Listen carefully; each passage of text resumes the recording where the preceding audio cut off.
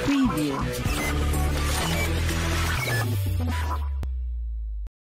Bienvenue à toutes et tous dans cette nouvelle session Twitch, la deuxième. Cette fois, on va parler réseau virtuel avec le concept de Hub and Spoke ensemble. Et puis, on attaquera aussi la partie Azure Backup. Donc aujourd'hui, on va utiliser des termes type UDR, Hub and Spoke, System Route, Default Route. On parlera aussi de peering, bien entendu, de Traffic Forwarding, de NVA. Bref, tous ces termes qui peuvent vous paraître assez, on va dire, complexe à assimiler au premier abord. Le but, c'est qu'à la fin de cette heure et demie, vous soyez en mesure, encore une fois, de pouvoir les retranscrire dans les questions que vous aurez à l'assertif. Alors, j'ai une personne qui m'a, en avance de phase, demandé de parler un peu des types de questions qu'on aurait à l'assertif.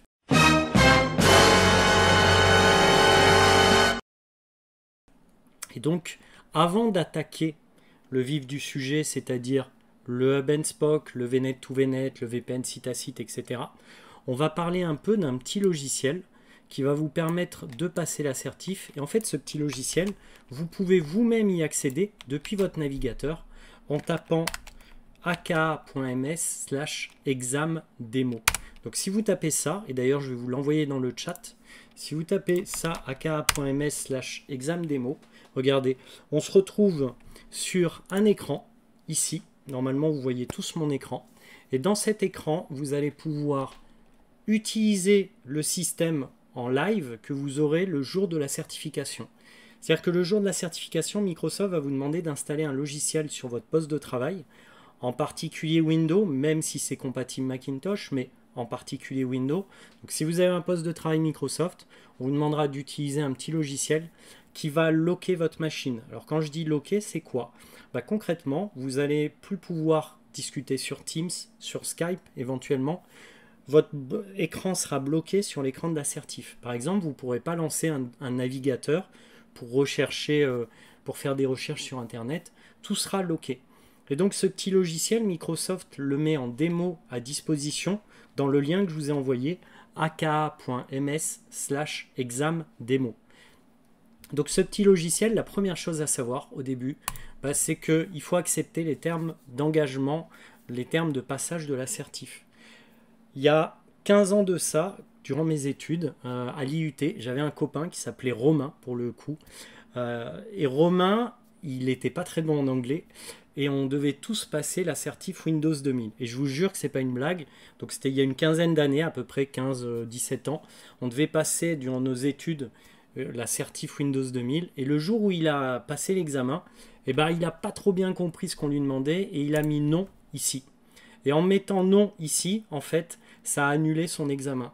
Donc ce collègue avait révisé pendant des semaines avec nous tous, avec toute la classe pour passer l'assertif. Et le jour de l'assertif, peut-être qu'un jour il verra cette vidéo, Romain, il avait répondu non au fait qu'il acceptait les conditions de passage de la certification et finalement son examen il ne l'a jamais passé. Voilà, donc surtout appuyez sur yes, bien entendu, c'était un peu l'objectif dans cette petite histoire que je vous partage. Un autre point, c'est que les certifs Microsoft, il vous faut 700 points sur 1000 pour l'avoir. Donc si vous avez 699 points, vous ne l'avez pas. Si vous avez 700 ou 701 points, vous l'avez. Et si vous avez 1000 points, vous êtes au top, vous l'avez eu sans faire d'erreur. Et là, c'est quand même très rare. Donc l'assertif que vous passerez, ça sera la Z104. Il y aura globalement une cinquantaine de questions. Alors je ne peux pas vous dire exactement combien il y en aura parce que ça dépend. Des fois, il y a des stagiaires qui en ont un nom un peu plus que d'autres, mais globalement, vous aurez une cinquantaine de questions. Et Thomas, qui en avance de phase m'a demandé un peu d'expliquer le type de questions qu'on aurait, j'ai eu l'idée de vous présenter ce petit logiciel. Puisque dans ce petit logiciel, vous allez retrouver les 10 sortes de questions que vous aurez à la certification. Et comme ça vous permettra de mieux appréhender le logiciel que vous allez utiliser pendant l'assertif. Donc première chose, on lit les conditions de passage, on voit qu'il faut 700 points sur 1000. Alors là, l'examen, on vous dit 480 minutes. En pratique, l'examen, il dure, allez, on va dire ça y est, je suis parti. Une heure et demie, voire 2 heures. Donc, vous voyez, dans notre exemple, il va y avoir 10 questions. Vous en aurez beaucoup plus à l'examen, mais c'est 10 exemples de questions qu'on va avoir. Donc là, c'est parti. Donc, en haut à droite, vous aurez le temps qui vous reste pour répondre aux questions. Donc vous aurez un chrono qui va descendre au fur et à mesure du temps. Donc si votre certif, vous avez 1h30 pour la faire, et ben, au bout d'1h30, quand c'est à 0 secondes, 0 minutes et 0 heure, et ben, le logiciel se ferme, il prend en compte les questions auxquelles vous aviez répondu et il va vous donner le score final de l'assertif. C'est pour ça qu'il faut toujours avoir un œil en haut à droite pour savoir où vous en êtes par rapport au nombre de questions qui vous restent et par rapport au temps qui vous reste. Donc voilà le type de questions que vous allez avoir, premier exemple. Donc la première chose à savoir, c'est une question où vous allez pouvoir choisir une réponse parmi 4 réponses possibles. Voilà. Donc là, vous n'avez pas le choix. Vous choisissez par exemple celle-ci, mais vous ne pouvez pas choisir plusieurs réponses possibles. Donc on vous dira, choisissez souvent, la question type certif, ça sera choisissez la meilleure réponse possible. Donc vous aurez peut-être 4 bonnes réponses, mais il faudra choisir la meilleure réponse parmi les 4 bonnes réponses. Un point aussi à connaître pendant que le temps file, c'est que ici, si vous avez un doute sur une réponse à une question, vous pouvez la cocher en Review Later, et ce qui vous permettra à la fin, quand vous aurez passé la 50aine de questions, de pouvoir revenir sur les questions que vous aurez cochées, sans avoir à redéfiler toutes les questions de l'assertif. Donc si vous aviez une 50aine de questions, à la fin, vous pourrez choisir de ne regarder que les questions que vous aurez marquées comme Review Later. Donc ça, c'est le premier type de question. Deuxième type de question, cette fois, on va vous dire, vous avez le droit de répondre en choisissant plusieurs réponses possibles. Donc là, par exemple, je vais choisir les bananes, les pommes, le melon comme étant des réponses possibles à une question type certif. Mais vous voyez, il me dit, il y en a 2, tu peux en répondre qu'à 2, tu peux choisir que 2 réponses possibles, sauf que tu voulais en choisir plus que 2. Donc là, vous avez une petite alerte en vous disant, en fait, tu en as choisi 3, donc c'est pas possible. Donc soit tu en choisis 2, soit tu n'en choisis pas, mais en tout cas, c'est au maximum 2 que tu peux choisir parmi les réponses possibles. Autre point aussi de type de question que vous aurez, et ça pour le coup vous en aurez sans doute à la Z104 là aussi, on va vous dire, vous avez donc un cas concret à répondre, et on va vous dire en fonction des réponses de faire un drag and drop des réponses en fonction des cases pour rester conforme à la bonne réponse par rapport à la question posée initialement. Donc ça c'est le troisième type de question, donc le de type drag and drop. Quatrième type de question, alors là vous allez avoir un cas concret, par exemple on va vous dire quels sont les 3 composants nécessaires à créer pour créer une liaison VPN site à site entre votre réseau on-premise et Azure. Et une fois que vous aurez lu cette question, vous devrez dans l'ordre choisir les différentes étapes à respecter pour créer un VPN site à site entre votre réseau on-premise et Azure. Donc là c'est un peu différent de la question précédente. On va avoir des bonnes réponses qui vont être affichées, mais vous devez les mettre dans l'ordre pour répondre à la réponse. Donc ça, troisième possibilité. Ensuite, autre possibilité ici, vous allez avoir un graphique, une image d'un écran, par exemple celui des propriétés d'un applicatif qui s'appelle application.exe. Donc là, si vous allez sur le .exe, application.exe properties, vous aurez cette fenêtre sur un système Windows. Et là, on va vous demander de répondre à la question en cochant certaines cases, en appliquant des paramètres sur l'image que vous voyez à l'écran pour répondre à votre question. Donc ça, c'est la 5e possibilité de question que vous aurez. 6e possibilité de question, vous allez avoir un cas d'usage, un cas concret au début, et vous devrez choisir en fonction de la bonne réponse tel ou tel paramètre, ou tel serveur, ou telle configuration que vous aviez dans la question qui vous a été posée initialement. Donc c'est à base de menu déroulant, vous voyez. Donc il y en a aussi pas mal des questions là-dessus.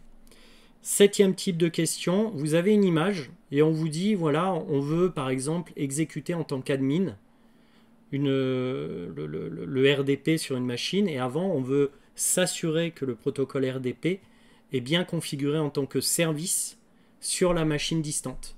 Il va falloir que vous regardiez ici l'image et que vous choisissiez ce qui correspond au service RDP sur la machine.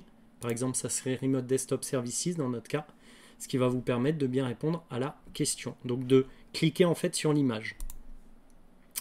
8e question. Là, c'est un peu différent. Vous avez tout un laus sur une société fictive qui s'appelle Contoso. C'est toujours ce qu'utilise Microsoft, contoso.com. Donc on va avoir une introduction sur Contoso, la société Contoso, qu'est-ce qu'elle fait, quelle est son activité. Ensuite, vous allez avoir une description de l'environnement existant de Contoso. Par exemple, on peut voir qu'elle a des contrôleurs de domaine Windows Server 2012 ou 2008 R2. Et puis après, vous allez avoir les requirements, donc les prérequis pour bien répondre aux questions qui vont suivre.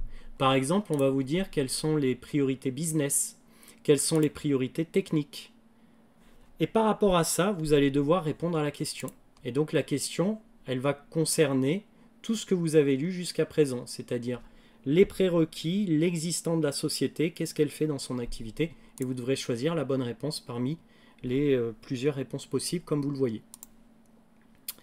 9e type de question, là, en fait, vous avez une question, donc on peut se dire ça ressemble vachement à ce que tu nous as montré juste avant. La seule différence, c'est que dans Exhibit, vous allez pouvoir voir l'image qui correspond à la question, ce qui va vous permettre de mieux appréhender la question et après de répondre à celle-ci parmi les choix proposés. Et la 10e et dernière question, vous allez avoir une sorte d'assertion de phrases qui vont dire, par exemple, est-ce que le bastion Azure, on peut y accéder via le client RDP natif à un serveur Windows? Et vous devrez répondre oui ou non. En l'occurrence, la réponse serait oui, puisque depuis peu, vous pouvez accéder via le bastion et votre client natif RDP à une machine virtuelle qui est dans Azure. D'ailleurs, on parlera du bastion ce soir ensemble. Voilà pour les 10 questions. Est-ce que maintenant vous êtes plus à l'aise par rapport à ces questions? N'hésitez pas à répondre dans le chat. Et je vous encourage encore une fois à aller voir le lien que je vous ai envoyé. Comme ça, ça vous permettra vraiment d'appréhender comment utiliser ce logiciel de certification. Je pense que ça peut bien vous aider au quotidien. Et puis ça permet de déstresser quand on connaît un peu sur quoi, quel type d'environnement on va recevoir le jour de l'assertif. Allez, un autre point aussi que je voulais vous montrer, c'est que j'ai fait un replay de la première session. Si vous vous rappelez, dans la première session, je parlais d'identité, je parlais de VNet, je parlais de Subnet, je parlais de NIC, de NSG, etc. Et donc, le replay de cette session qui a quand même duré 1h23, je l'ai enregistré sur ma chaîne YouTube et je vous envoie le lien dans le chat. Donc ça vous permettra de réviser la première session Twitch pour ceux qui n'ont pas pu la suivre. Et puis la vidéo que je vous montre ici, c'est pas la vidéo de Fight Club, bizarrement, mais c'est plutôt la vidéo de justement ce que je viens de vous expliquer sur le logiciel de Microsoft pour passer les certifs Azure, Office 365, Dynamics, etc. Donc je vous envoie aussi cette vidéo ici, ce qui vous permettra de revoir un peu ce qu'on a vu là tout de suite ensemble. Voilà, donc pour rappel, cette session elle a pour vocation de vous parler réseau et sauvegarde backup dans Azure. Donc c'est les deux sujets qu'on va aborder aujourd'hui. Vous avez le chat pour poser vos questions. N'hésitez pas à utiliser ce chat, il est vraiment fait pour ça. Et puis ce que je vous propose, c'est parti.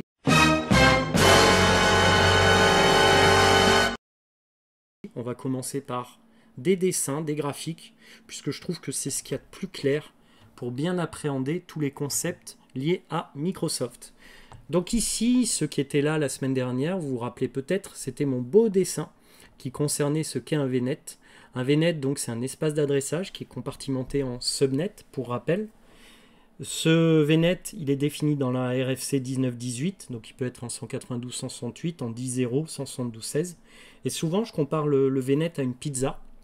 Dans une pizza, vous n'allez pas la manger d'un coup, vous allez la séparer en parts, et ces parts, ce sont des subnets. Et puis, je vous avais dit la semaine dernière que dans un subnet, vous pouviez mettre des NIC, qu'une NIC, c'était une IP privée qui pouvait être accompagnée d'une IP publique. Et pour protéger les flux qui transitaient en entrant ou en sortant sur cette NIC, on pouvait utiliser des NSG, et ces NSG pouvaient être rattachés soit à une NIC, donc à une machine virtuelle par exemple, soit à un subnet. Voilà tout ce qu'on avait vu la semaine dernière. Je vous ai fait vraiment un très grand résumé. Alors je ne vais pas reparler des identités, mais voilà ce qu'on avait vu. Alors ce que je ne vous ai pas dit la semaine dernière, c'est que deux VNet Azure ne peuvent par défaut pas communiquer ensemble. C'est-à-dire que si vous avez un VNet 1 en 192-168 et un VNet 2 en 10-0, les deux ne pourront pas communiquer ensemble par défaut. C'est-à-dire que les subnets de chaque VNet ne pourront pas communiquer ensemble. Et c'est là où on va attaquer le premier concept, qui est le concept de peering. Donc je vous demande d'être attentif. Je vais un peu passer sur le côté. Donc je vais essayer de vous faire le schéma le plus clair possible. Donc imaginez, j'ai un VNet. Et ce VNet, il est en 10.0.0.0/24. Et ce VNet, pour l'exemple, je vais l'appeler le VNet Hub.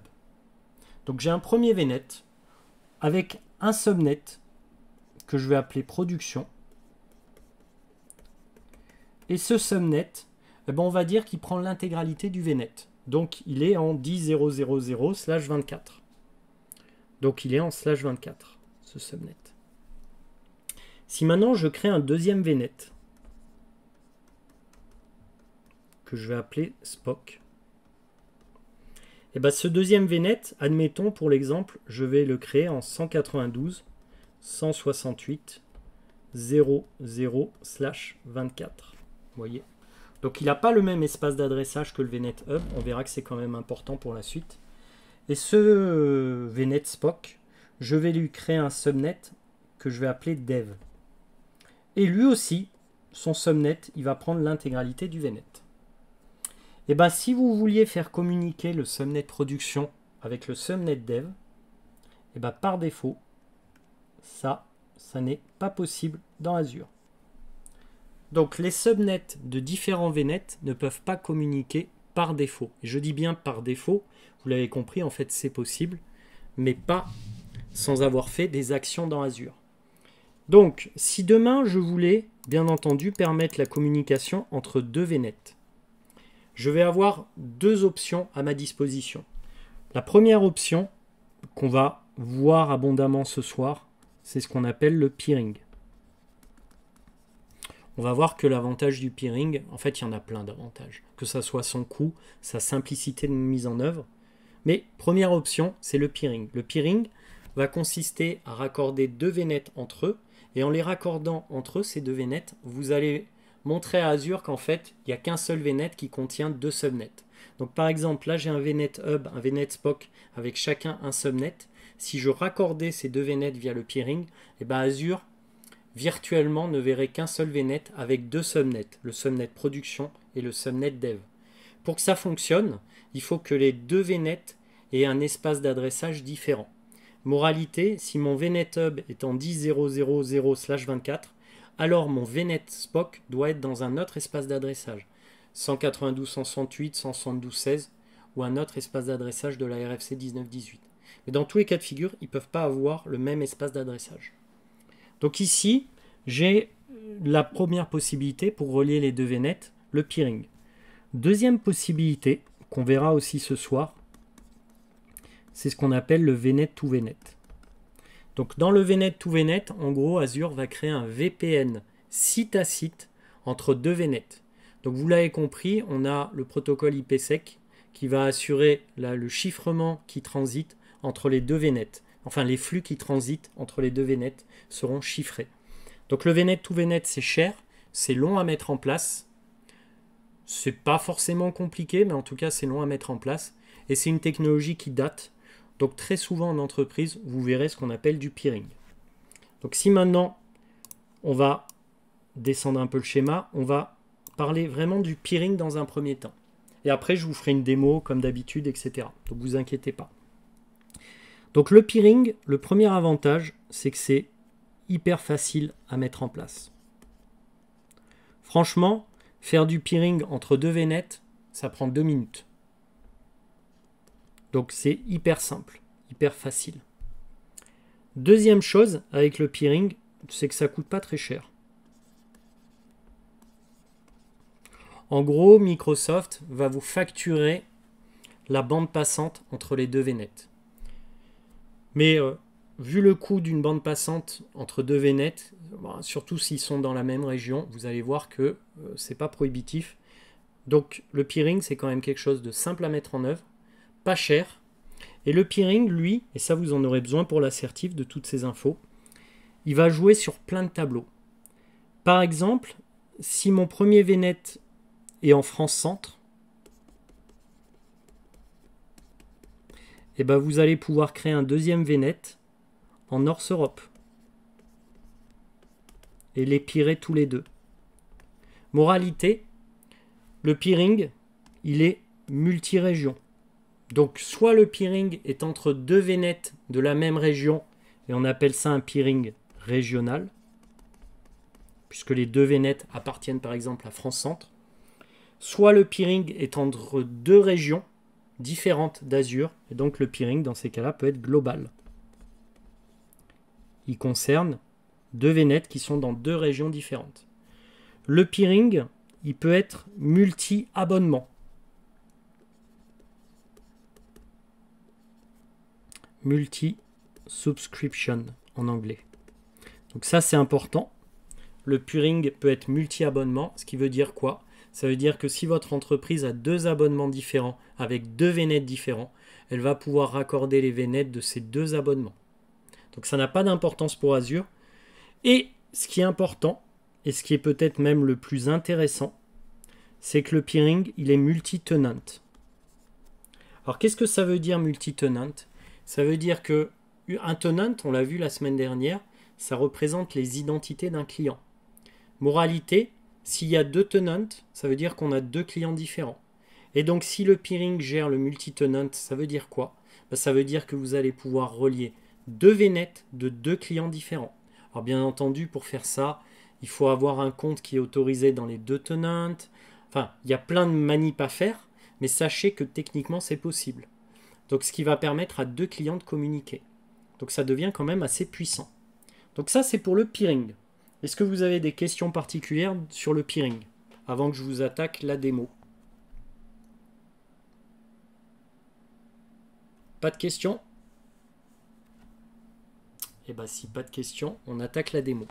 Donc là j'espère que vous voyez tous bien, toutes et tous bien mon écran. Donc la première chose que je vais créer, c'est un virtual network.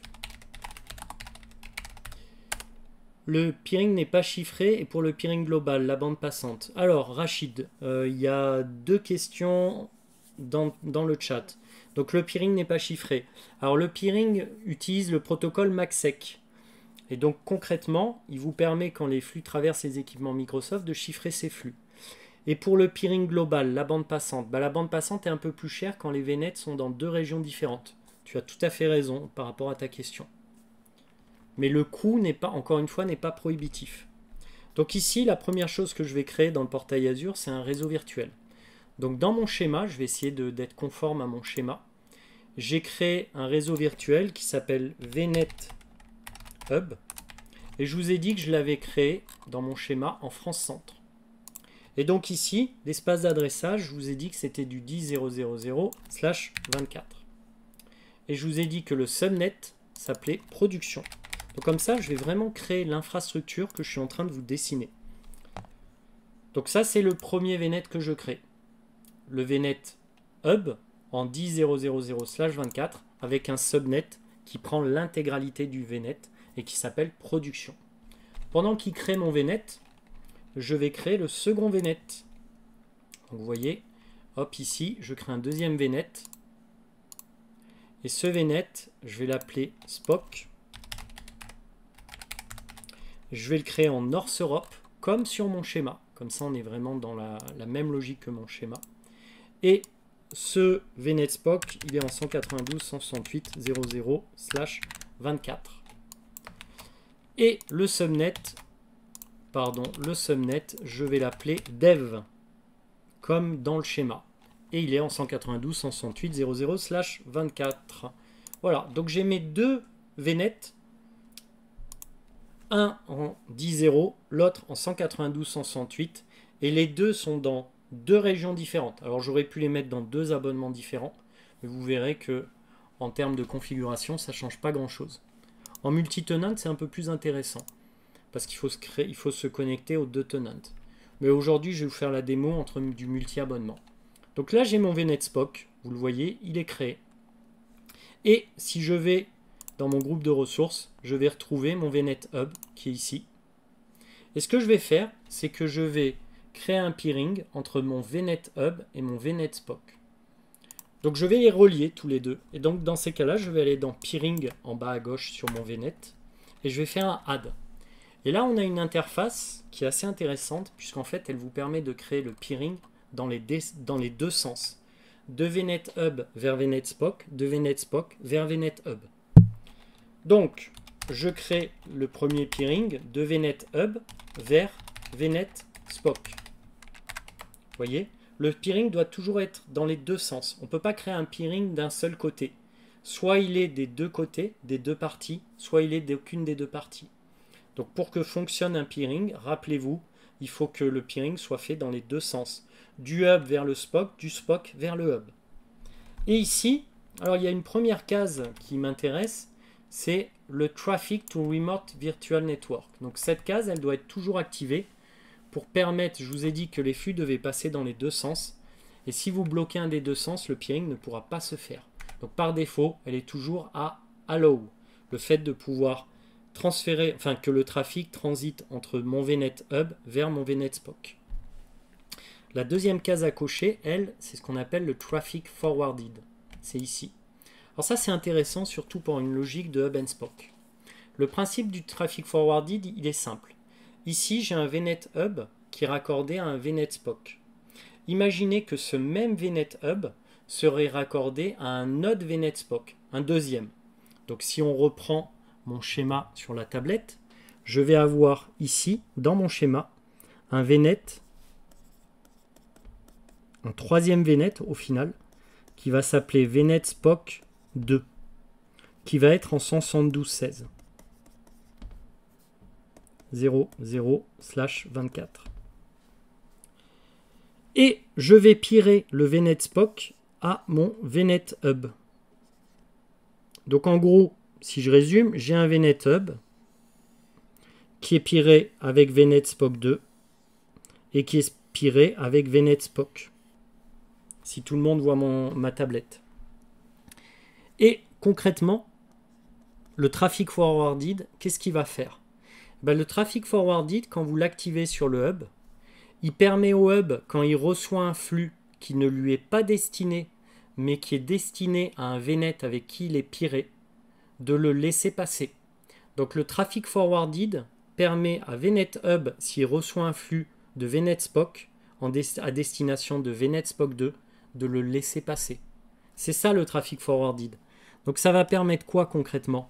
Ça va permettre à VNet Spock de passer par VNet Hub pour accéder à VNet Spock 2. C'est ça le Traffic Forwarded. Donc très très important à appréhender. Donc ici, pour l'instant, je le laisse par défaut, il est activé. Donc ça va me permettre d'accepter le trafic qui ne m'est pas destiné, mais qui est destiné à un réseau virtuel que je connais. Et il y a une autre case à cocher qui apparaît, qui est le partage de ma VNG ou de mon ARS. Bon, l'ARS, j'en parlerai une autre fois, parce que ce n'est pas le sujet d'aujourd'hui, mais la VNG, on va la voir ensemble. Donc concrètement, qu'est-ce que ça veut dire ? Ça veut dire que on va avoir la possibilité, en tant que VNet Hub, si on a une liaison VPN site à site vers mon réseau on-premise, de partager cette liaison VPN site à site avec mes VNet qui sont Spock. Ce qui va permettre à un VNet Spock de passer par le VNet Hub pour accéder au réseau on-premise, et donc par sa liaison VPN site à site, et ce qui va permettre au réseau on-premise de passer par le hub pour accéder à un Spock. Donc le mieux, c'est quand même que je vous fasse un schéma de ce que je viens de vous raconter. Si on revient à mon schéma ici, imaginez que mon VNet Hub il soit raccordé lui-même, pardon, je me suis trompé de feutre, qu'il soit raccordé lui-même par une liaison VPN site à site. Alors ça pourrait être ExpressRoute, mais dans notre cas, ça va être site à site avec le réseau on-premise.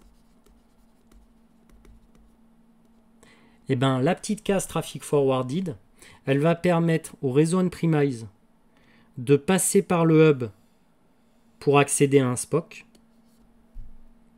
ou alors à un SPOC de passer par le hub pour accéder au réseau on-premise. Donc le partage de votre VNG, de votre Virtual Network Gateway, cette petite case à cocher que je vous ai montrée, vous permet en tant que hub de partager votre connexion VPN avec vos SPOC et avec votre réseau on-premise. Donc si on revient maintenant à ma démo, j'ai ici la VNG qui représente mon VPN côté Azure. On verra ça un peu plus tard aujourd'hui. Donc la VNG, la Virtual Network Gateway, c'est la représentation de mon VPN dans Azure. Donc c'est un VPN avec une IP publique qui est managée par Microsoft. Et ben en partageant mon VPN avec mes SPOC, je vais leur permettre de passer par le hub pour accéder au réseau on-premise. Et je vais aussi par la même occasion, si je le souhaite, permettre au réseau on-premise de passer par le hub pour atteindre mes SPOC. Donc ça, c'est la première partie du peering, du hub vers le SPOC. Mais rappelez-vous, je vous ai dit qu'il fallait créer le peering dans les deux sens. Donc là, je vais créer un peering du SPOC vers le hub. Et là, je vais lui choisir le fameux SPOC que j'ai créé avec vous tout à l'heure. Et je vais pouvoir reconfigurer les mêmes options qu'on a vues juste au-dessus, quand je crée la connexion entre le hub et le SPOC. Et là, j'ai les mêmes options qui apparaissent entre la connexion entre le SPOC et le hub. Et vous voyez qu'ici, je peux choisir un autre abonnement. C'est là où je vous disais que le peering était multi-abonnement. Il est multi-région, multi-abonnement, multi-tenant. Je ne vous montrerai pas le tenant, ça peut faire l'objet d'une prochaine session Twitch si ça vous intéresse, parce que c'est encore aller plus loin dans le peering que de faire du multi-tenant pour du peering. Mais en tout cas, aujourd'hui, vous voyez que c'est très facile de faire du peering entre deux VNet de deux régions différentes qui peuvent être dans le même abonnement, comme c'est le cas, qui s'appelle le Mordor, ou ça peut être dans deux abonnements différents. Et là, je fais Add. Et là, vous allez voir que Azure, regardez, il a créé le peering dans les deux sens. Si vous voyez mon écran, tout en haut à droite. Et donc ici, mon VNet Hub, vous voyez, il y a une nouvelle ligne qui est apparue. Et le peering, il est en statut updating. Donc concrètement, dans quelques instants, en général ça prend 20 à 30 secondes, vous allez voir que le statut va passer en connected. Et quand il va passer en connected, eh ben les deux VNet seront raccordés.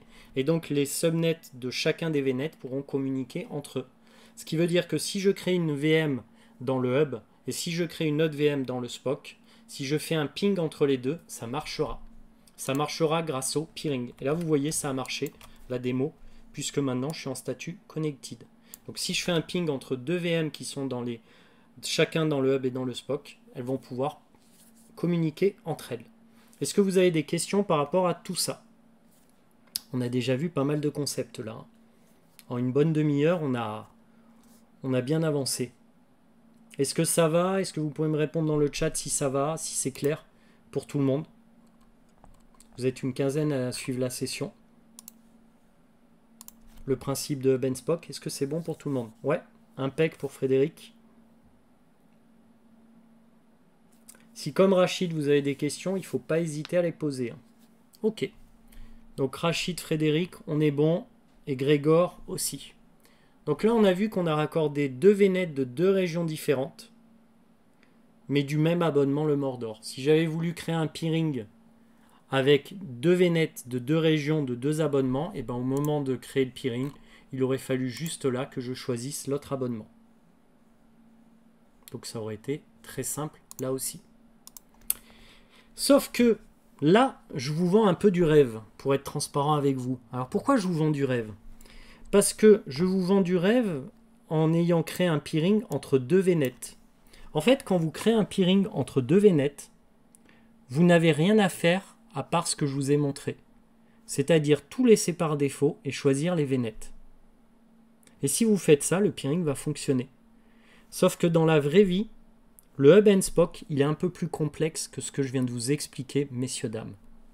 Dans la vraie vie, le Hub and Spock, c'est pas deux VNet, c'est plusieurs VNet. On va dire 3, 4, voire des centaines chez des clients comme j'ai pu le voir. Et quand on est à plusieurs VNet qui sont raccordés avec le hub, on rentre dans une topologie d'architecture qu'on appelle le hub and spoke. Cette topologie d'architecture, vous la retrouverez beaucoup chez nos concurrents, par exemple AWS, GCP.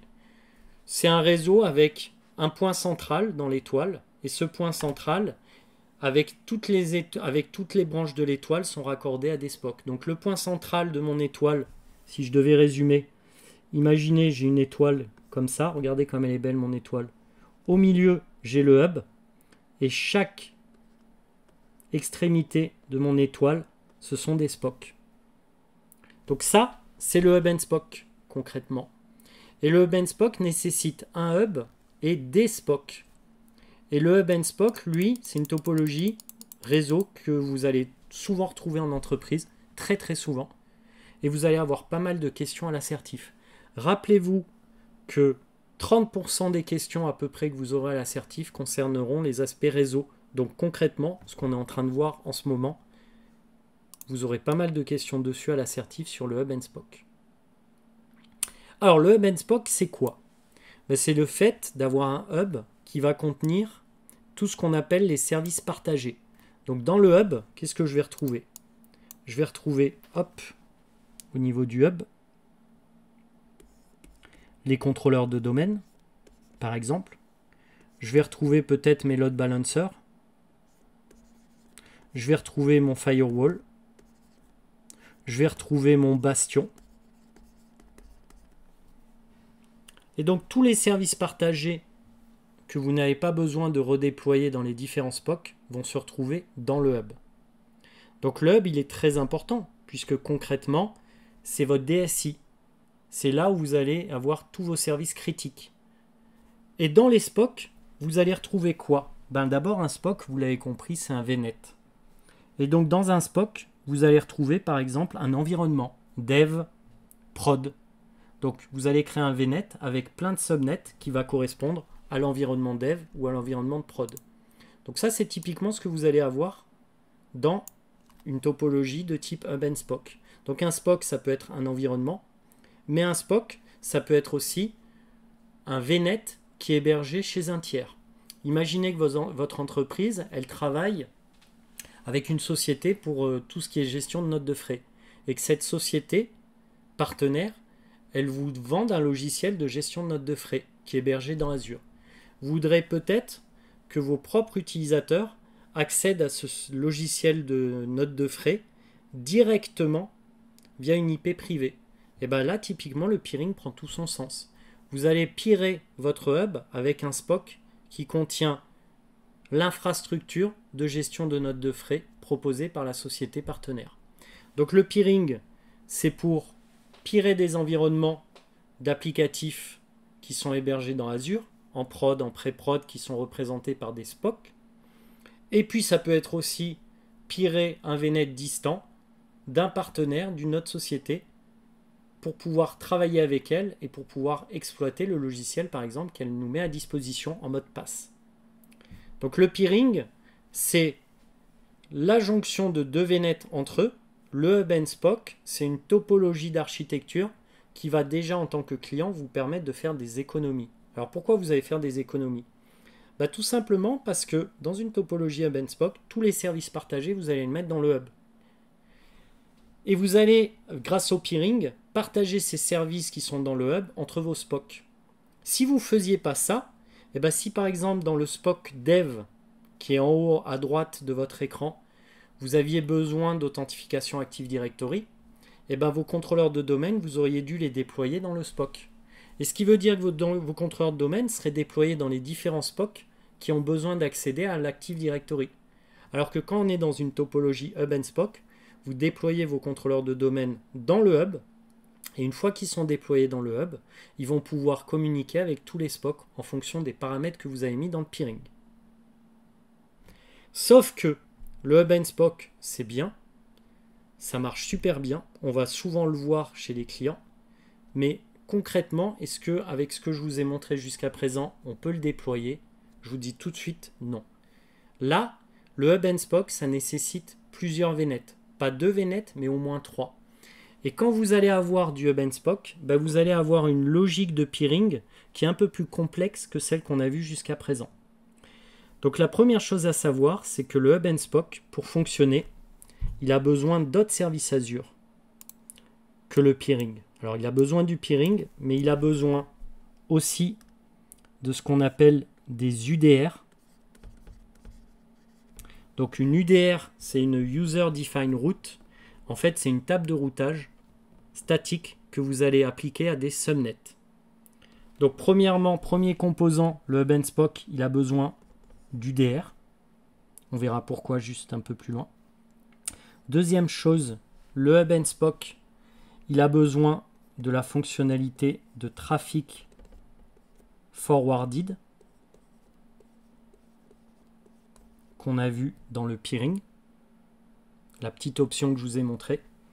Et dernière nécessité pour le Hub and Spoke, il lui faut ce qu'on appelle une NVA, une Network Virtual Appliance. Donc le Traffic Forwarded, c'est une option du peering. La NVA, soit c'est une VM, par exemple une VM Windows où vous avez installé le rôle Routing and Remote Access, soit ça peut être, par exemple, l'Azure Firewall. Donc tout ça, mis bout à bout, vous permet de faire transiter les flux entre un hub et un Spoke qui veut communiquer avec un autre Spoke. Donc concrètement, dans mon schéma, j'ai ici VNet Spoke. Si VNet Spoke veut communiquer avec VNet Spoke 2, il va falloir respecter ces trois critères. Premièrement, à VNet Spoke, on va lui appliquer à son subnet ce qu'on appelle une UDR. Et cette UDR, comme c'est une table de routage, elle va dire quoi? Cette UDR, elle va dire que si je veux accéder à 172.16.0.0/24, qui correspond, pour rappel, messieurs, dames, à VNet Spoke 2, et il va falloir que le prochain bon BOND réseau, ça soit l'IP privé de ma NVA. Donc de mon Azure Firewall dans mon cas. Azure Firewall qui va être créé dans le hub. Donc pour que Spoke puisse communiquer avec Spoke 2, il faut premièrement lui attribuer au subnet qui aura besoin de communiquer avec Spoke 2 une UDR. Donc il y a une première règle à connaître qui est vachement importante. C'est qu'une UDR peut être associée à plusieurs subnets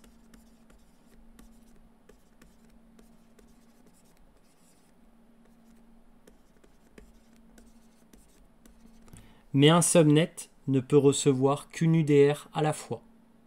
Je répète, une UDR peut être associée à plusieurs subnets, mais un subnet ne peut recevoir qu'une UDR à la fois. Donc ça, c'est une règle très importante.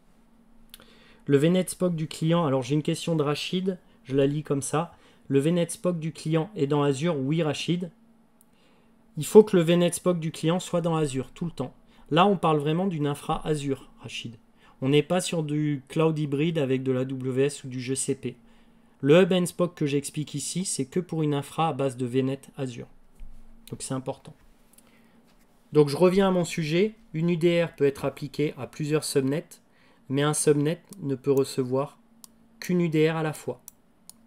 Donc la première chose, c'est que je vais appliquer une UDR qui va dire que si depuis mon réseau dev, qui est en 192.168.0.0/24, je veux accéder à mon réseau Spoke, qui est en 172.16.0.0/24, il va falloir que le prochain bon réseau, ça soit une NVA. Et devinez quoi, la NVA, où est-ce qu'on va la mettre? On va la mettre, ma NVA, dans mon hub. Et donc, ma NVA, elle fait office de routeur, tout simplement. Donc dans mon hub, je vais avoir une NVA qui peut être un Azure Firewall, qui peut être une VM Windows sur laquelle vous avez installé le rôle Routing and Remote Access comme je disais tout à l'heure. Et cette NVA, elle va vous permettre de router les paquets entre les différents Spoke. Donc, si je résume, on a une NVA, on a une UDR qu'on a appliquée à un ou plusieurs subnets pour permettre la communication via le hub. La dernière option nécessaire, vous l'avez compris, c'est ce qu'on appelle le traffic forwarded. Le traffic forwarded, lui, son rôle, c'est de laisser les paquets transiter entre votre VNet SPOC vers l'autre SPOC 2 en passant par le hub. Donc ça va rendre le hub capable de faire transiter des paquets qui passent par lui mais qui ne lui sont pas destinés, mais qui sont destinés à un VNet qu'il connaît. En l'occurrence, le VNet qu'il connaît, ça serait le VNet qu'on appelle SPOC 2. Ici. Est-ce qu'on est bon là-dessus? Sur le principe des 3 composants nécessaires pour faire du hub and spoke. Une UDR, le traffic forwarded, une NVA. Est-ce que tout le monde est OK? Répondez dans le chat s'il vous plaît. Que je sache si mes explications sont claires pour l'instant.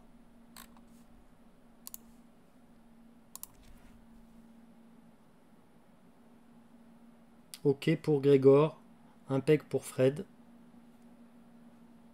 OK. Donc le mieux maintenant, parce que c'est bien beau de vous faire la théorie, le mieux maintenant, c'est de vous faire une petite démo. Donc, la première chose à savoir, c'est qu'une UDR, je vous l'ai dit, c'est une table de routage. Cette table de routage, en fait, elle va venir supplanter une autre table de routage qui est utilisée par Microsoft Azure, qu'on appelle les system routes. Donc si vous voyez mon écran, ici, je vous envoie le lien des system routes dans le chat, bien entendu. Et pas que, hein, parce que dans ce lien-là, on verra qu'il y a aussi les UDR, dans l'article que je vous envoie. En gros, que dit cet article? Eh bien, il vous dit qu'il y a un système de routage qui est géré par Microsoft, qui concerne, ça tombe bien, tous les espaces d'adressage que j'ai déjà mentionnés dans la RFC 1918. Donc, il y a la 10.0, la 172.16, la 192.168. Et ces 3 espaces d'adressage-là vont être automatiquement propagés entre les différents subnets d'un même VNet. Donc les systèmes routes, elles vous permettent de gérer automatiquement la communication entre les mêmes subnets d'un même VNet. Et je dis bien d'un même VNet, c'est important. Donc ce qui va expliquer ce que je vous disais tout à l'heure, qui était de dire que par défaut, les communications entre les subnets d'un même VNet sont autorisées. Donc ça, c'est le premier point. Le deuxième point, c'est que dans la route que je vous montre ici, qui est gérée par défaut par Microsoft Azure, on voit quelque chose qui est intéressant, qui dit que le trafic Internet est autorisé. C'est une route standardisée qui va vous permettre, si vous lancez un navigateur sur une VM Azure, de pouvoir sortir sur Internet. Donc au final, un NSG filtre les flux. Le système route va permettre de router les flux entre les différents subnets d'un même VNet. Et là où ça devient vachement intéressant, c'est que quand je relie 2 VNets entre eux, comme Azure voit ces 2 VNets comme un seul VNet, tous les subnets de ces 2 VNets vont pouvoir par défaut communiquer entre eux grâce au système route.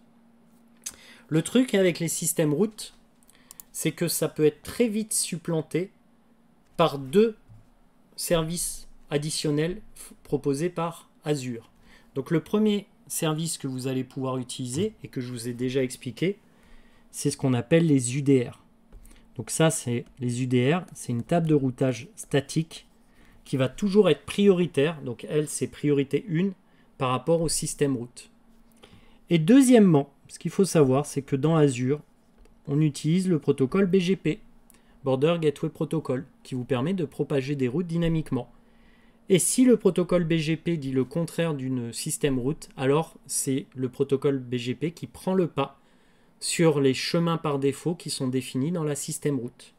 Et la troisième règle veut dire que si je n'ai pas d'UDR qui y est défini, si je n'ai pas de routes BGP qui sont définies, alors Azure va appliquer les systèmes routes. Moralité, dès que vous appliquez une UDR à un subnet, si cette UDR dit le contraire de ce qui est défini dans les routes système par défaut, eh ben, cet UDR va prendre le pas sur les systèmes routes et même sur le protocole BGP. Donc l'ordre de priorité, c'est ce qui est toujours prioritaire, c'est l'UDR, ensuite le BGP et enfin les systèmes routes. Je pense que je suis clair, j'espère que je suis clair là-dessus. Donc le mieux maintenant, c'est que je vous fasse la démo de création d'une UDR. Donc alors pour créer une UDR dans le portail Azure, il suffit de taper route table. Et ici, je vais pouvoir créer une table de routage que je vais appliquer à un ou plusieurs subnets. Donc je la mets dans mon groupe de ressources. Alors tout à l'heure, j'ai créé un subnet, un VNet pardon, en North Europe et un autre en France centrale. Alors une règle à connaître avec les UDR, c'est qu'elles doivent être tout le temps appliquées à des subnets qui sont dans la même région qu'elles. C'est-à-dire que si vous créez une UDR en North Europe, vous ne pourrez pas l'appliquer sur des subnets qui sont en France centre, en West Europe, etc. Il faut toujours que l'UDR soit dans la même région que les subnets qu'elle veut, sur laquelle elle veut appliquer des routes. Donc par exemple, mon VNet SPOC dans l'exemple, il est en North Europe de mémoire. Je vais quand même aller vérifier avec vous là tout de suite, mais de mémoire, je l'avais créé en North Europe. Et donc si c'est bien le cas, voilà, il est en North Europe, et ben, je vais créer une UDR en North Europe que je vais appliquer à ce fameux VNet et donc à un des subnets qu'il contient. Alors retenez qu'une UDR, là j'ai fait un petit peu un abus de langage, une UDR s'applique à des subnets, pas à des VNet. Donc ici, je crée mon UDR en North Europe. Je vais l'appeler UDR SPOC pour dire que je l'applique à mon SPOC. Et là, je fais tout simplement un review and create et un create. Et on va dire dans 30 secondes, mon UDR va être créé. Voilà. Mon UDR est créé. Si je vais sur cette UDR maintenant, la première chose que je peux faire, c'est créer une route. Donc je vais dans route à gauche et je fais un add. Et là, je vais dire que je vais créer une route vers SPOC 2 dans mon exemple. Et rappelez-vous, dans mon beau schéma, SPOC 2, c'était un espace d'adressage en 172.16.00/24. Et donc maintenant, je vais lui dire que pour arriver à ce réseau et à ce subnet-là, 172.16.00/24, le prochain bon réseau, ça va être une NVA. Et l'IP privé de ma NVA va être l'IP privé, dans mon cas, de mon Azure Firewall. Et comme ma NVA est dans le hub, et ben ma NVA, elle va être par exemple en 10.0.0.0.4, qui correspond à la première IP disponible dans un subnet. C'est ce qu'on a vu la semaine dernière, si vous vous rappelez. Et donc là, j'ai créé ma route qui dit à SPOC, qui est en 192.168, si tu veux aller communiquer avec SPOC 2, qui est en 172.16, alors il va falloir que tu envoies ta requête à une NVA qui est contenue dans un hub en 10.0.0.0/24. Et donc cette NVA, elle est en 10.0.0.4. Et donc pour qu'il puisse transférer sa requête, il faut que le traffic forwarded soit activé, bien entendu. Mais il faut aussi qu'il y ait une NVA qui soit dans le hub avec cette IP. J'ai créé une route, mais cette route, je ne l'ai appliquée à rien. Donc mon UDR, elle pourrait avoir plusieurs routes, mais j'ai appliqué cette route-là en particulier à rien du tout. Donc dans ces cas-là, je vais aller dans Subnet, et dans Subnet, je vais faire Associate.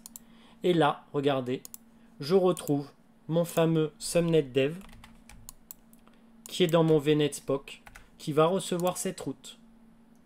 Et donc dans la logique, si je voulais continuer, et ben maintenant je devrais activer le traffic forwarded. Donc ça c'est déjà fait, je vous l'ai montré.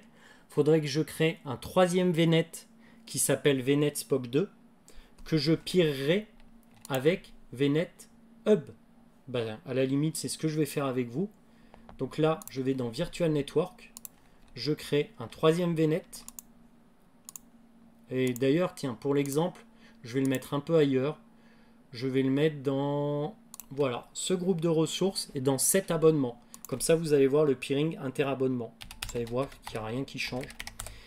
Et je l'appelle VNet Spock 2, comme sur mon schéma. Et je vais le mettre, à la limite, je vais le mettre en Ouest Europe, tiens, celui-là. Donc comme ça, j'aurai un VNet à Paris, un VNet à Dublin, un VNet à Amsterdam. Et puis, dans l'espace d'adressage, je vais mettre du 172.16.00/24, comme je vous l'ai dit. Et je vais créer un subnet que je vais appeler prod, allez, en 172.16/24, là aussi. Et donc là, je me retrouve avec un VNet qui est dans un autre abonnement, qui s'appelle VNet Spock 2, dans une autre région. Et devinez quoi? Eh ben, je vais m'amuser depuis le hub à créer un deuxième peering vers le Spock 2 pour que ça soit vraiment conforme avec le schéma que je vous ai expliqué jusqu'à présent. Donc là, je vais sur mon VNet, je vais dans peering et je vais m'amuser à faire le peering. Donc, premier peering de VNet hub vers VNet Spock 1, de Spock 2, pardon, puisque c'était ça le nom de mon VNet, VNet Spock 2. Et deuxième peering de VNet Spock 2 vers VNet Hub. Et on retrouve toutes les mêmes options. Sauf que là, regardez, il faut que je choisisse un abonnement différent. Et on retrouve mon VNet Spock 2. Et là, il me dit, ah, attention, il y a déjà un overlapping. C'est-à-dire que mon VNet, il est en 172.16 et il overlap un autre VNet. Alors, ça ne devrait pas poser de problème pour le coup. Si je fais un... Alors, pourquoi il ne veut pas... Toc, toc, toc, toc, toc. Ah bah oui, c'est vers le hub. Bah oui. En fait, j'ai créé le peering. J'ai commencé le peering depuis le Spock 2. Donc là, je suis en train de faire Spock 2 vers hub et hub vers Spock 2. Sauf que j'ai sélectionné lui-même en fait. Donc là, il faut que je sélectionne le hub. Et là, ça va fonctionner. Et là, vous allez voir que si je retourne sur le hub, on va cette fois avoir deux peerings qui vont apparaître. Voilà. De mon hub vers mon Spock, de mon hub vers mon Spock 2. Bon, sachant que l'étiquette, ça devrait être VNet hub vers Spock 2. J'ai juste inversé les étiquettes. Mais vous voyez que là, mon hub, voilà, il est connecté aux deux VNet. C'est-à-dire que maintenant, si je vais sur Spock 2, si je vais dans peering, on va voir que je suis bien connecté à mon hub. Donc au final, la topologie que je vous ai dessinée jusqu'à présent, ici, eh ben, je viens de la mettre en place. C'est-à-dire qu'en gros, j'ai à ma gauche un hub qui est rattaché à un Spock et à un Spock 2. J'ai créé une UDR que j'ai mis sur mon Spock qui dit que pour accéder à mon Spock 2, je dois envoyer le flux à une NVA qui est un Azure Firewall dans mon hub. J'ai activé le traffic forwarded. Et ben, ce qui me manquerait plus maintenant, c'est de créer un Azure Firewall. Alors comme ça prend du temps de créer un Azure Firewall, ça prend une dizaine de minutes facile. Logiquement, je pourrais le faire là, mais ça va prendre un peu de temps. Donc sachez juste que pour créer un Azure Firewall, c'est très simple. Vous tapez dans Azure Firewall, soit dans le Marketplace, soit dans le champ de recherche. Donc là, regardez, Firewall. Et vous prenez, voilà, l'Azure Firewall proposé par Microsoft. Alors il existe en plusieurs versions, etc. Mais la logique, c'est de créer un Azure Firewall qui va avoir un subnet dédié dans le hub et qui va permettre de faire communiquer les Spock entre eux en passant par le hub. Et si je fais ça, eh ben, ça va me permettre de router les paquets entre des Spock tout en les faisant transiter par un point unique qui est le hub et son Azure Firewall, qui non seulement va filtrer les paquets, mais va aussi être utilisé comme routeur pour router les paquets entre les Spock. Est-ce que c'est clair pour le hub and Spock, les UDR, etc. Moi, je me suis trouvé à peu près clair, mais c'est à vous de me dire. Oui, pour Grégor. Yep, pour Fred. Ok. Est-ce que vous avez des questions par rapport au hub and Spock? On a vu, là, ça fait déjà 1 heure. Il nous reste 25 minutes pour parler du backup. Mais est-ce qu'il y a des questions par rapport à tout ce qu'on a vu jusqu'à présent sur le hub and Spock? Donc ça, c'est vraiment une topologie que vous verrez très souvent en entreprise. Dans beaucoup d'entreprises, on a cette logique de hub and spoke. Alors encore une fois, l'ANVA, c'est pas obligé que ça soit un Azure Firewall, hein. Ça peut être du F5, du Forti, de l'ASA dans Azure. L'avantage de l'Azure Firewall, c'est que c'est un service qui est managé par Microsoft. Donc c'est du PaaS. C'est pour ça qu'il est pas mal utilisé. Mais encore une fois, pas d'obligation que ça soit dans la logique de hub and spoke une NVA à base d'Azure Firewall. Ça peut être autre chose si vous le souhaitez. Bon, bah si a priori c'est tout bon, ce que je vous propose, c'est qu'on attaque la partie backup.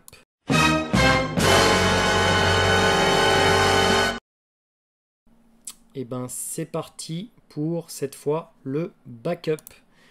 Donc dans Azure, le backup, il est représenté par Azure Backup. C'est un service PaaS qui va vous permettre de backuper 3 types de ressources. Donc premièrement, j'ai une VM dans Azure. Quand j'ai une VM dans Azure, qu'elle soit sous Windows ou sous Linux, ça n'a pas d'importance. Cette VM-là, je vais pouvoir la backuper dans ce qu'on appelle un RSV. Le RSV, c'est un Recovery Service Vault. Donc le RSV, Recovery Service Vault, c'est le coffre-fort de vos backups. Ce RSV, il a théoriquement une rétention de 99 années. Je ne serai pas là, a priori, si j'ai raison, je ne serai pas là pour vous le prouver, mais a priori c'est ça, 99 années. Donc ce RSV, en fait, il va stocker votre backup de votre VM dans un compte de stockage. Et ce compte de stockage, par défaut, il est en GRS. Ce qui veut dire quoi? Ce qui veut dire qu'il va être géoredondé dans une autre région. C'est-à-dire que ce compte de stockage, il va permettre d'avoir une copie de votre backup dans une seconde région. Donc si ma VM est en North Europe, alors mon RSV, il est obligatoirement en North Europe. C'est-à-dire que vous devez créer un RSV qui est dans la même région que la VM à backuper. Si vous créez un RSV en West Europe, vous ne pourrez pas backuper des VM en North Europe. Vous ne pourrez backuper que des VM en West Europe. Donc dans mon cas, j'ai créé une VM en North Europe, je crée un RSV en North Europe. Ce RSV, il a un compte de stockage qui est managé par Microsoft. Ce qui veut dire concrètement que vous n'aurez même pas accès à ce compte de stockage. Vous ne le verrez pas dans la console Azure, mais il existe. Et comme il est en GRS, ce compte de stockage, eh ben ça va permettre à ce compte de stockage d'être répliqué de North Europe vers la région paire de North Europe, qui est West Europe. Alors vous allez me dire, ok, c'est bien, vous répliquez le backup dans une seconde région. Et bien, ce qui va être encore mieux, c'est que le jour où il y a une rupture de la normalité dans North Europe, vous allez pouvoir restaurer votre VM en West Europe. Ce qui va vous permettre de faire un PCA, plan de continuité d'activité. J'ai un problème sur une région A, je restaure ma sauvegarde dans la région B. Je ne parle pas de PRA, hein, on ne parle pas de basculement, de failover, de failback, on parle vraiment de restauration dans une seconde région. Donc, rétention de 99 années, stockage GRS. Il vous permet bien entendu de faire des sauvegardes full, le RSV. Et puis, il a ce qu'on appelle le soft delete à 14 jours. Alors, c'est quoi le soft delete? En fait, c'est une corbeille. Et quand vous allez vouloir sauvegarder une VM et puis après supprimer cette sauvegarde, par défaut, la suppression de cette sauvegarde de cette VM va rester 14 jours dans une corbeille. Ce qui vous permettra de restaurer celle-ci, cette sauvegarde donc, que vous aviez effacée, dans les 14 jours. À l'issue des 14 jours, c'est définitif, c'est supprimé. Pas de possibilité de rollback. Alors, Thomas me pose la question, comment je fais si pour des contraintes réglementaires, je ne veux pas de réplication dans une seconde région? Eh bien, il n'y a pas de problème, Thomas, et d'ailleurs, c'est typiquement le type de question que tu pourras avoir à l'assertif. En gros, je vous ai dit qu'un compte de stockage était par défaut en GRS, Thomas. Ça veut dire quoi? Ça veut dire qu'avant le premier backup, tu vas pouvoir passer ce compte de stockage en ZRS ou en LRS. Et si tu le passes en LRS ou ZRS, il n'y aura pas de réplication dans une seconde région. Mais ce qui veut dire aussi que si tu perds ta région Thomas, bah tu perds ton backup. Mais au moins, ça respecte les contraintes réglementaires. Voilà. Et ça, le basculement du compte de stockage de GRS vers ZRS ou de GRS vers LRS n'est possible qu'avant le premier backup. Le jour où tu as fait le premier backup, où tu l'as déclenché, tu ne peux plus changer la réplication du compte de stockage. Donc c'est très important. Et ça peut être typiquement le genre de question que tu auras à l'assertif, Thomas. Donc Azure Backup vous permet de sauvegarder une VM. Alors comment ça se passe? Eh ben, concrètement, je vais ici créer une VM avec vous. Donc je crée une VM en France Centre, dans mon exemple, allez, à Paris. Je vais l'appeler VM Demo Backup. Je la mets donc en France Centre. Et ce qui est important, alors je pourrais la mettre sous Linux, je vais la mettre sur Windows Server 2019, pourquoi pas, on s'en fiche. Je mets un login et un password à cette VM. Et puis tout le reste, objectivement, je vais le laisser par défaut. C'est pas important. Alors il y a juste un point quand même, c'est qu'au moment où vous créez une VM, vous pouvez définir son backup. C'est-à-dire que vous n'êtes pas obligé d'avoir créé une VM pour commencer à la backuper dans Azure Backup. À la création de la VM, lors du processus de création, vous avez un onglet qui va vous permettre, regardez, dans l'onglet Management de la VM, tout en bas, vous avez la possibilité d'activer le backup. Dans, devinez quoi, un Recovery Service Vault, un RSV. Donc soit vous activez le backup de la VM à sa création, soit vous dites, bah moi d'abord je crée la VM et je la backup après. Et c'est ce qu'on va faire ensemble. Donc là je suis en train de créer une VM sans backup associé. Et pendant qu'Azure, parce qu'il va lui falloir 1 à 2 minutes pour créer la VM, pendant qu'Azure va créer ma VM, et ben je vais aller dans le champ de recherche et je vais chercher Recovery Service Vault. Et cette fois, je vais créer un RSV dans la même région que la VM a backupé. Allez, à la limite, je vais l'appeler RSV Prod. Imaginez que c'est mon coffre de backup de ma prod. Je vais le créer en France centrale. Et là, je fais un Review and Create et un Create.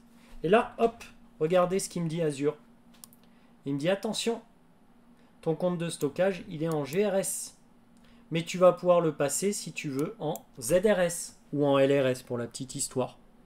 Mais il va falloir le faire avant ton premier backup.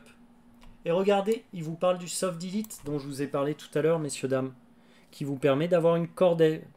Et cette corbeille va vous permettre de pouvoir restaurer un backup que vous aviez supprimé.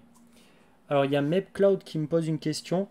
La supprimer, la refaire. Je pense que tu faisais référence au backup d'une VM une fois que j'avais changé la réplication, etc. Oui, c'est une solution.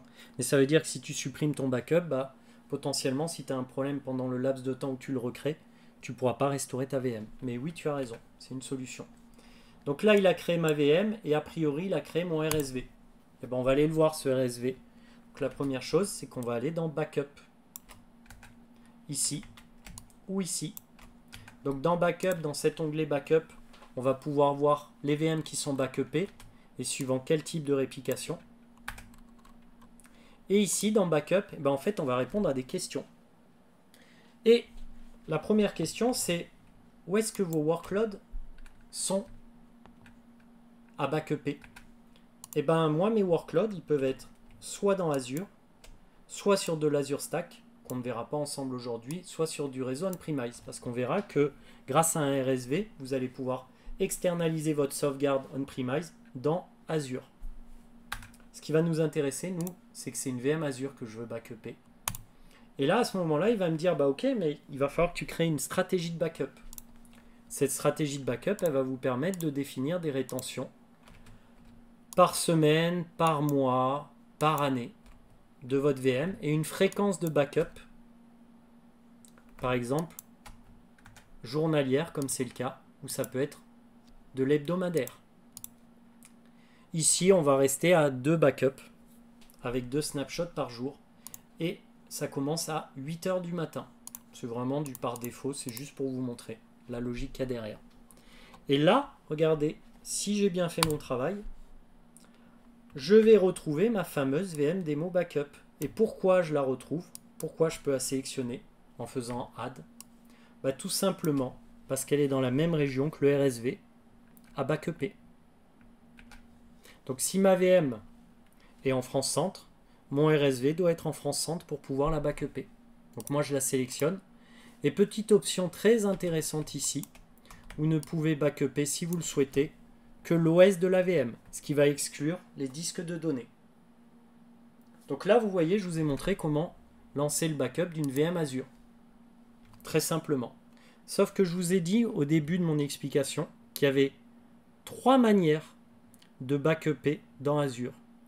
Je vous ai dit qu'il y avait la VM, et c'est le sens de mon schéma. Mais ce que je ne vous ai pas dit, c'est qu'on peut backuper des infra on-premise. Et les 2 autres manières à disposition pour backuper ces infra on-premise, on va les détailler ensemble. Donc la première chose à connaître, c'est que imaginez que on-premise, vous avez un serveur de fichiers sur Windows, c'est obligatoire, et que ce serveur des fichiers a, comme son nom l'indique, des fichiers et des dossiers. Et bien vous allez pouvoir les backuper dans Azure via l'installation d'un logiciel qu'on appelle l'agent Mars.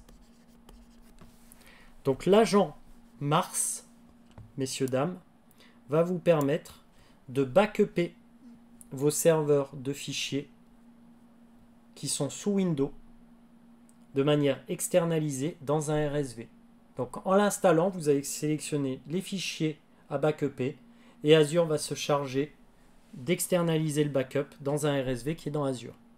Moi par exemple, tous les mercredis, je backup mon poste de travail dans Azure.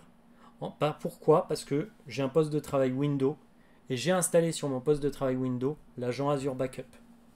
Et cet agent, qui est représenté par le fichier mars.exe dont je vous parlais, Microsoft Azure Recovery Service Agent, cet agent va vous permettre de sauvegarder vos ressources dans Azure. Donc il est plutôt pas mal, il est plutôt pratique. Donc si maintenant on retourne sur mon écran Dell, j'ai lancé, regardez, l'agent Microsoft Azure Backup sur mon poste de travail, donc le fameux agent Mars dont je vous ai parlé. J'aurais pu très bien l'installer sur un serveur, moi je l'ai installé sur mon poste de travail. Et on voit que le dernier backup a eu lieu mercredi dernier, donc le 15 exactement. On voit qu'on peut planifier un backup, on voit aussi qu'on peut restaurer des données depuis mon poste de travail. Des données qui ont été sauvegardées dans un RSV qui est dans Azure.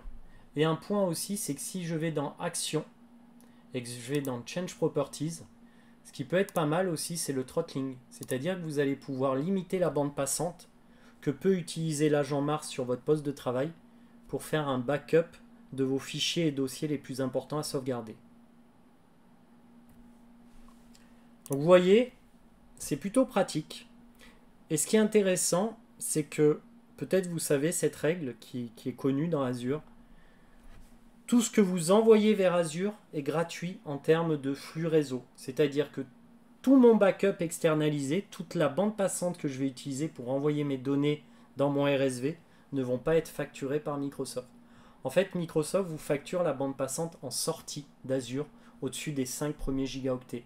Mais comme moi, je ne fais que sauvegarder, et ben concrètement, je ne suis pas facturé en termes de bande passante. Après, je suis facturé en termes de volumétrie de stockage de mon backup dans mon RSV, donc dans mon storage account. Je vais avoir aussi un impact sur le prix si mon compte de stockage est géorépliqué entre 2 régions. Mais la bande passante utilisée pour le backup n'est pas facturée. Donc là, on a vu l'agent Microsoft Azure Backup qui est représenté par l'agent Mars sur mon poste de travail. Et d'ailleurs, regardez ici, si je répondais à cette question en disant que mes workloads sont sur du on-premise et que je sélectionnais comme type de workload des fichiers et des dossiers, eh ben devinez quoi? Azure va me proposer, regardez, de télécharger le fameux agent Mars, si vous voyez en haut à droite de mon navigateur, l'écran. Et là, en téléchargeant l'agent Mars, ben on va pouvoir installer cet agent sur mon poste de travail Windows et sauvegarder mon poste de travail en termes de fichiers et de dossiers dans un RSV. Et alors vous allez me dire, mais comment il connaît le RSV? Eh bien c'est ici que vous le configurez. Quand vous cliquez sur Download, après avoir coché la case, il va télécharger un fichier vol crédential qui est valable d'ailleurs, je crois, une dizaine de jours. Bah oui, voilà, une dizaine de jours. Et ce fichier vol crédential, c'est ni plus ni moins que le chemin vers votre RSV. Ce qui va permettre à l'agent, quand vous allez l'installer sur votre poste de travail, de savoir dans quel RSV sauvegarder les fichiers et les dossiers. Donc, deuxième méthode pour sauvegarder, si je résume, si on revient à l'écran de ma tablette. Première méthode de sauvegarde, c'était la VM. Deuxième méthode de sauvegarde, c'est l'agent Mars. Il existe une troisième et dernière méthode de sauvegarde. Imaginez que sur votre réseau on-premise, vous avez des VM. Et ces VM, elles sont soit sur de l'Hyper-V, soit sur du VMware, en termes d'hyperviseur. Désolé pour l'écriture. Et puis, vous avez aussi on-premise des machines physiques.